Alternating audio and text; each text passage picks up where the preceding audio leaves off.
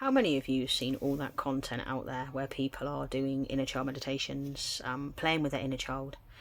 I see so much content, because obviously that's what I do, I'm an inner child healer, okay? I see so much content where people are like, oh, I did something amazing with my inner child today, I splashed, jumped in a puddle, I went to the beach, I went and did this, or, I bought Lego or whatever, okay?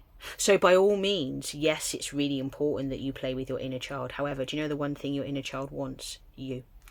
Your inner child wants you to teach it a new story and give it a new belief. But first, you need to unpack the story that childhood version of you holds, and you need to find out why the belief has created the story.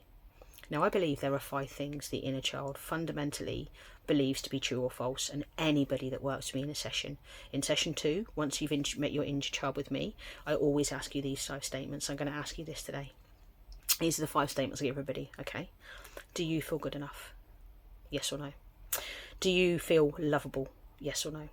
Do you feel worthy? Yes or no?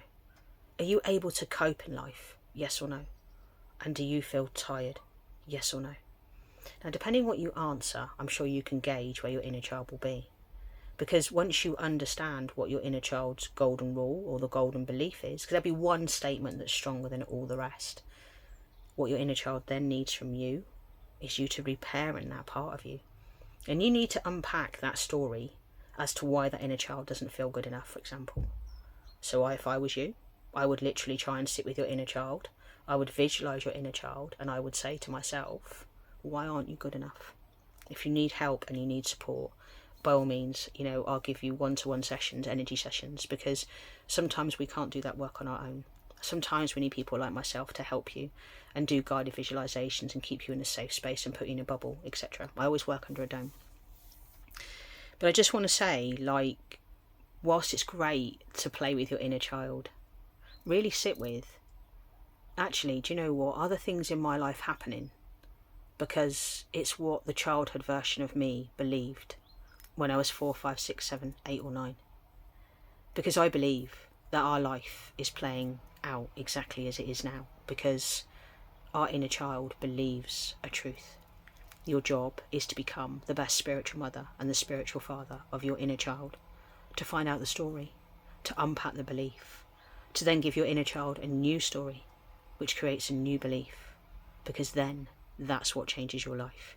I promise you, hand on my heart, I was really, really ill. I was really at the end of my tether.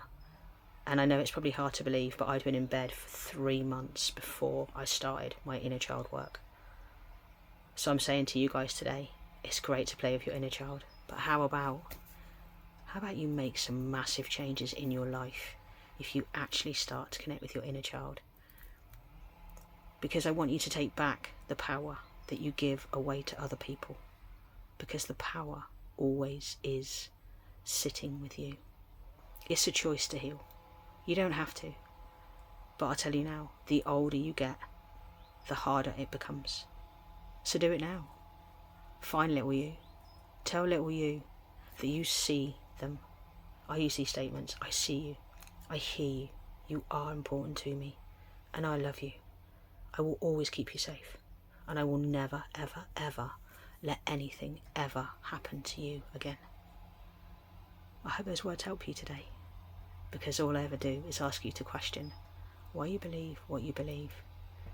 And do you think today inner child healing could really change your life? Have a brilliant day, enjoy your weekend, and I'll catch you soon again.